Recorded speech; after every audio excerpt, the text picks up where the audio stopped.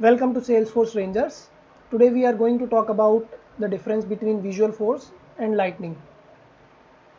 And the differences will focus on the data flow between front end and the back end.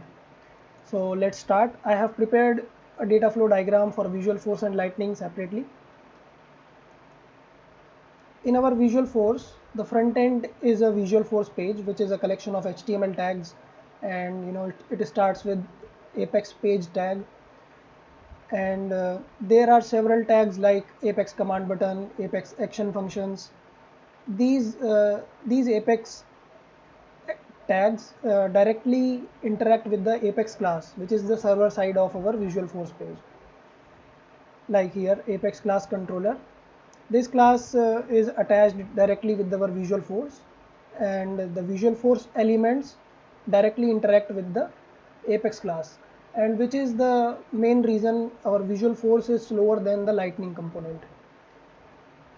Now we can also write JavaScript in our Visualforce page, and we can make our Visualforce pages faster, but we will get back to that later on. Let's get to know the basics of Lightning component, how it is different than Visualforce. Now the front end side of a Lightning component is Aura framework. It is also the collection of HTML tags. At the end, in the client side, these tags are going to rendered into the HTML tags. Like we have a Lightning input tag to create a Lightning form, and these tags basically render into the basic HTML tags on the client side. Now how the Lightning component interacts with the server side of our Salesforce. We have Apex class attached with the Lightning component, but there is no direct interaction between the controller and Lightning component. The interaction goes through the JavaScript controller, which is right here, and this is directly connected with our component, this JavaScript controller. Now we have another component in our Aura bundle, which is called JavaScript helper. It is nothing but an extension of JavaScript controller. In JavaScript helper, we write those methods which can be reused. So in order to shorten our code, we write methods in JavaScript helper. We can skip this part as well. I mean, we can have our Lightning component without JavaScript helper. It's not necessary to have an helper. Now this JavaScript controller or helper can call Apex class methods directly, and these calls are asynchronous calls. Asynchronous calls means we don't have to wait for the response, and since these are asynchronous calls, that's why Lightning components are faster than Visualforce pages. Okay, now let's get into some more details. Yeah, we talked about writing JavaScript on a Visualforce page. JavaScript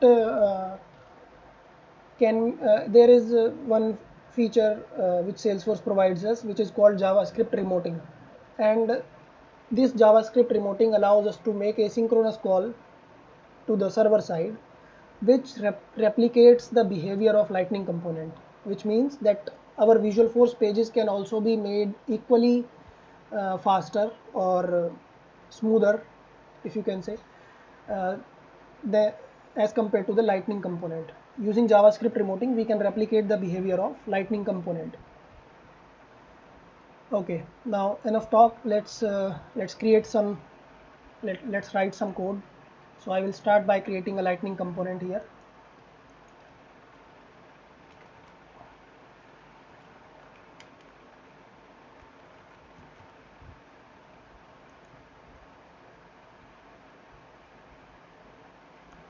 So this is my Lightning component blank.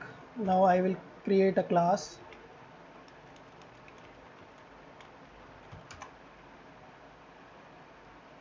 and I will attach this class to this Lightning component.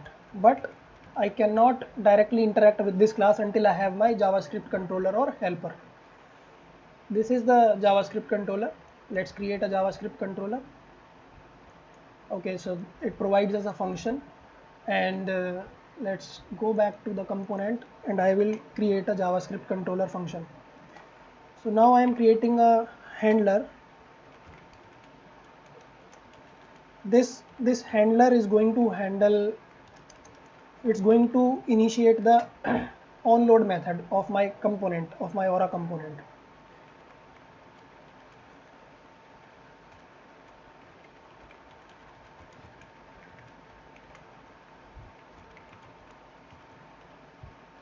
So this init, this is this init method is provided by Aura framework, and this method executes when the component is loaded, and this refers to the current component, the reference of current component. Now the beginners who have just started Lightning components, they might wonder that what is this C dot.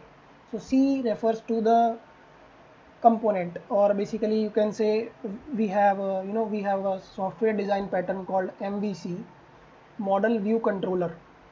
So now this is the controller part of our model view controller, and this is this is just the function name. I can write it anything, xyz or abc. Let's write it as xyz. I am saving it, and I'm going to my JavaScript controller.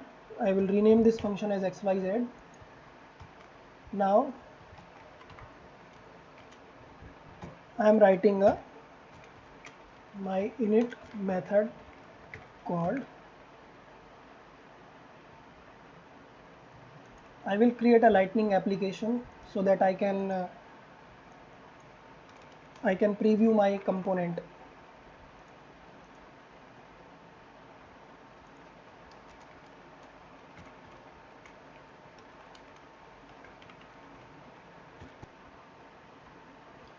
See, as soon as the component got loaded, my init method has been called.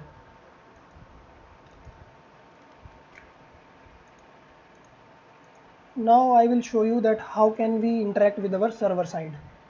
We have seen that our component interacts with the JavaScript controller.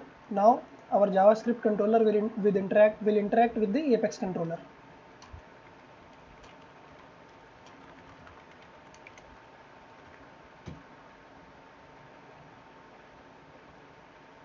So I will open my Apex class,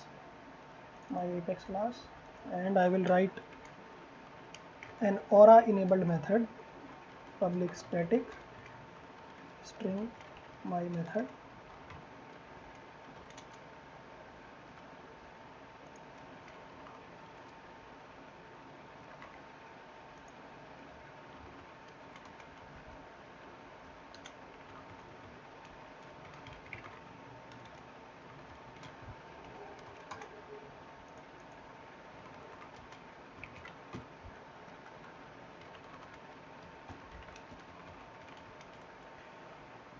So this is my Aura enabled method. Aura enabled is an annotation which we need to put in order to interact it with the Aura component.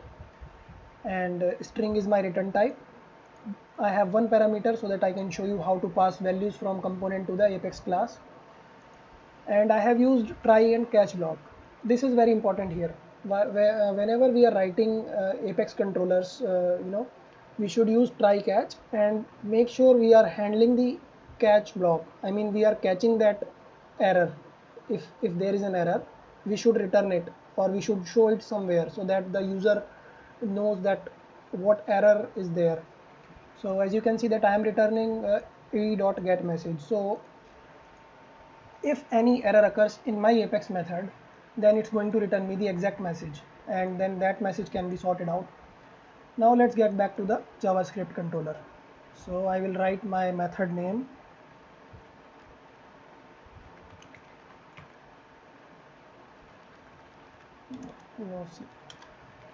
action dot set params. So set params is a method. I will initialize an object here, and our parameter name is name.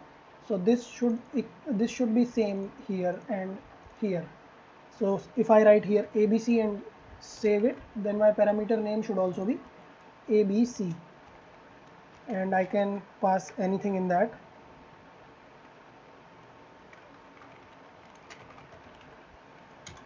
action dot set callback this comma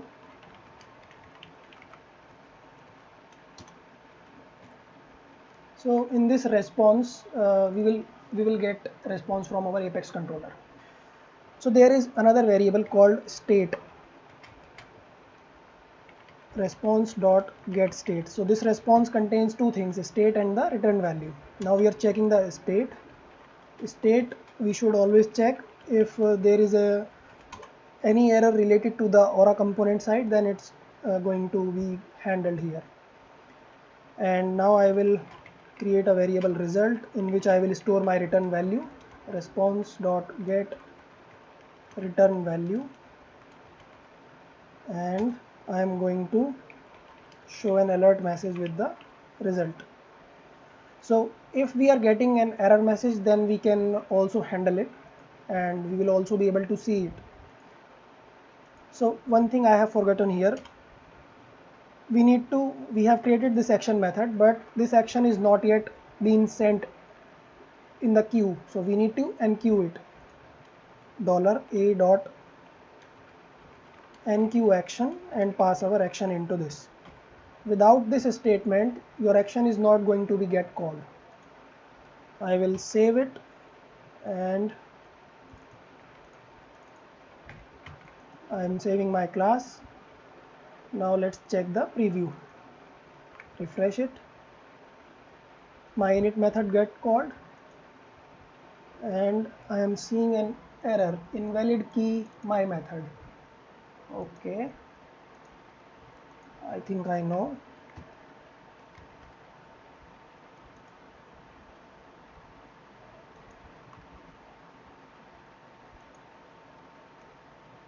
Salesforce Rangers. So as you can see that we passed Salesforce Rangers in the parameter and we are returning it back from the Apex controller. So this is how we interact with an Apex controller or with the server side from our Lightning component. All right.